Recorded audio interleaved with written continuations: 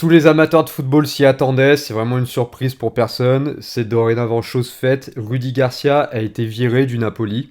En fait, entre nous, la vraie surprise, c'était quand même sa nomination à la tête du club champion d'Italie, en fait. Donc tu le sais peut-être pas, mais moi je suis un grand fan du football italien. Et j'avais vraiment envie de parler de cette situation de Rudy Garcia.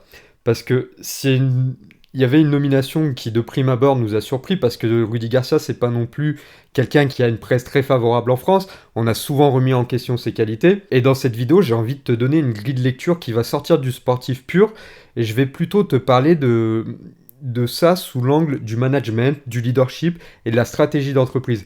Alors reste bien jusqu'au bout de cette vidéo parce que tu vas voir que Rudy Garcia il a commis plusieurs erreurs, mais qu'il n'est pas le seul en fait dans ce dossier-là. Avant d'entrer dans le vif du sujet, j'aimerais juste redonner quelques éléments de contexte pour ceux qui ne sont pas forcément au courant de toute la situation autour du Napoli.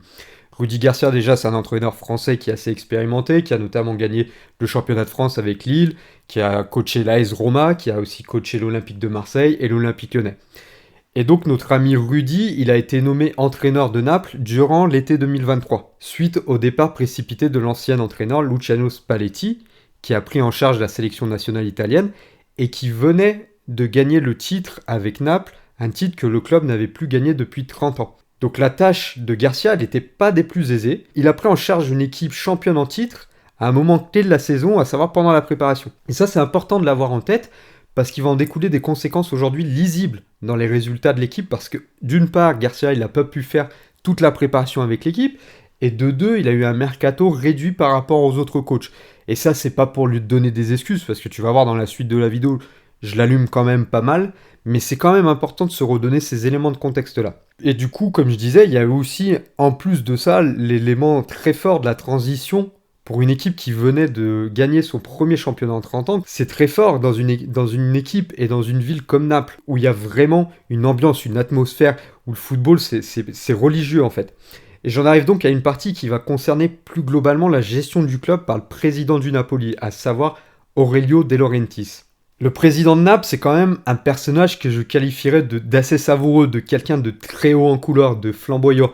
C'est presque quelqu'un d'inflammable en fait. Et il faut saluer sa faculté pour avoir ramené le Napoli au sommet du football italien. C'est remarquable et ça restera à jamais gravé dans l'histoire du club. Oui, mais voilà, Aurelio De Laurentiis, c'est aussi quelqu'un de très impulsif. C'est quelqu'un qui a l'art et la manière de créer de l'instabilité. Et je vais illustrer ça notamment avec sa gestion du cas Garcia. Parce qu'en fait, notre pauvre Rudy Garcia, il n'était pas en odeur de sainteté depuis déjà quelques semaines. En fait, son licenciement, il avait été annoncé dans la presse italienne il y a quelques semaines déjà. Et une annonce qui avait été faite trop rapidement, déjà de la part d'Aurelio De Laurentiis, qui ne l'avait pas officialisé, mais qui avait quand même fait courir le bruit dans la presse. Et en fait, le coach qu'il avait voulu recruter à la place de Garcia a finalement refusé le poste. Et autant vous dire qu'on a connu des meilleures conditions de stabilité. Et là, Aurelio De Laurentiis, il a installé une vraie instabilité pour son coach. Et ça crée un certain manque de confiance et c'est difficile de travailler dans un environnement pareil. Et en plus de ça, à partir de ce moment-là, le président du Napoli, il a continué à prendre de la place au sein du vestiaire. Beaucoup trop de place. Et oui, parce qu'en fait, De Laurentiis, il a littéralement mis sous tutelle son entraîneur. Il a commencé à être présent à tous les entraînements, tous les jours, et en faisant ça, il a totalement fait perdre la légitimité du coach aux yeux des joueurs. Et de ça, en fait, on doit retenir deux choses. D'une part, c'est que trop de contrôle finit par tuer le contrôle. Et d'autre part, c'est que le président du club, il aurait dû se cantonner à son rôle. Et c'est pas ce qu'il a fait, en fait, de manière consciente ou non. Ça a achevé, en fait, le rôle de Rudy Garcia aux yeux de son vestiaire. Mais pour autant, parce que là, vous êtes en train de vous dire, ouais, en fait, t'es en train de nous expliquer que Garcia, il est fautif dans rien. Eh ben non, en fait, pour autant, je pense que Rudy Garcia, il a complètement foiré sa prise de fonction au Napoli. Et je disais ça dans mon introduction, en fait. Garcia, il est arrivé en cours de préparation. C'est clairement pas le meilleur moment pour être nommé entraîneur. Et sa première déclaration, ça a été de dire qu'il n'allait rien révolutionner, mais qu'il allait quand même apporter sa touche. Et au final, ce dont on se rend compte, c'est qu'il a surtout apporté sa touche à une équipe qui venait de réaliser un exploit assez historique dans le football italien.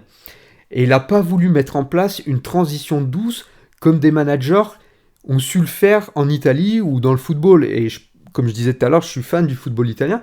Donc il y a des managers comme Simone Inzaghi qui ont su installer une transition douce à l'Inter Milan ce qui a permis à l'Inter de gagner le titre de champion d'Italie, puis d'aller en finale de Ligue des Champions.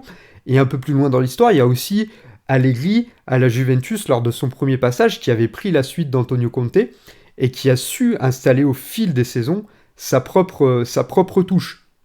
Alors que Garcia, lui, il a voulu installer rapidement son style tout en faisant croire qu'il allait maintenir le style de jeu de son prédécesseur avec le fameux 4-3-3. Seulement le 4-3-3 de Garcia, il a absolument rien à voir avec le 4-3-3 de Luciano Spalletti.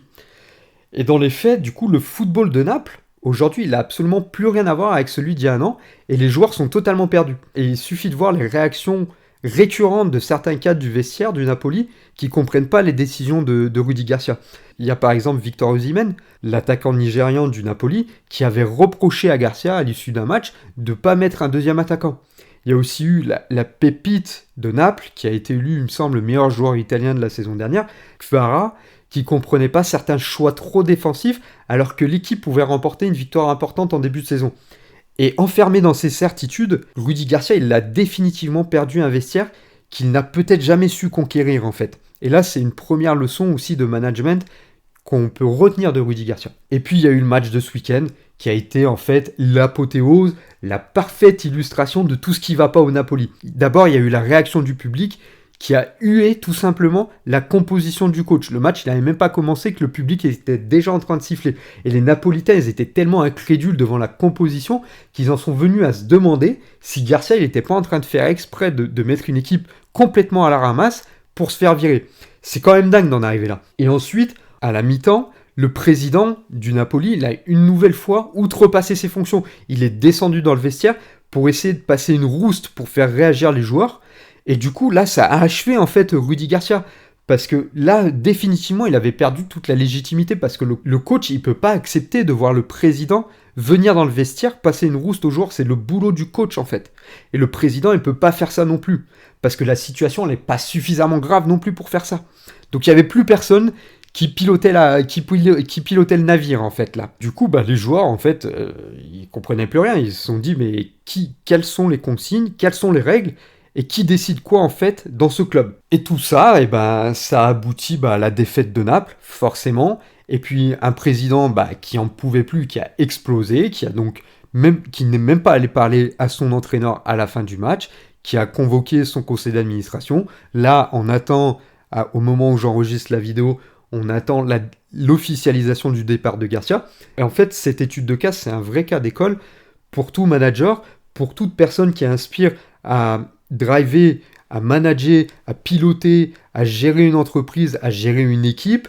Et là, vous voyez que dans la situation actuelle du Napoli, il y a plein de choses qui vont pas. Il y a déjà un président qui n'a pas choisi la bonne personne au bon moment, puisque je pense que Rudy Garcia, c'était absolument pas le bon profil à ce moment-là de l'histoire du Napoli, puisque on avait quelqu'un qui n'a pas été là pour assurer une transition douce, mais plutôt quelqu'un qui a été là pour appliquer directement ses idées. Pour le président, toujours, c'est quelqu'un qui n'a pas su installer de la stabilité au sein de son club. Et puis, il n'a pas su aussi rester dans son périmètre de fonction. C'est pas son job d'être au cul du coach pour faire les formations, pour faire les discours d'avant-match, à la mi-temps, les trucs comme ça. Et puis, pour Rudy Garcia, je pense que ça a été une vraie erreur de vouloir balayer du revers de la main les succès de son prédécesseur. Surtout, comme je disais tout à l'heure, Luciano Spalletti, il a quand même réussi à gagner un titre qui se refusait au Napoli depuis 30 ans. Et toujours concernant Rudy Garcia, je pense qu'il n'a pas été aussi à l'écoute des remontées de son équipe, des signaux faibles qui pouvaient lui mettre à la puce à l'oreille, qui pouvaient lui faire comprendre qu'en fait ses joueurs n'adhéraient pas à son style de jeu. Donc tu vois, cette vidéo, comme toutes les autres, je t'invite vraiment à découvrir mes autres vidéos, elles reprennent l'actualité sportive pour en tirer des leçons au quotidien sur notre manière de gérer certaines situations et pour savoir s'adapter à ces situations-là. Donc si tu as apprécié cette vidéo, je t'invite à la partager, je t'invite vraiment à t'abonner, ça me donne beaucoup de force.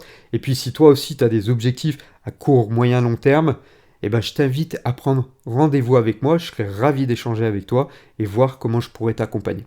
Voilà, je te remercie si tu as suivi cette vidéo jusqu'au bout et je te souhaite une très belle fin de journée.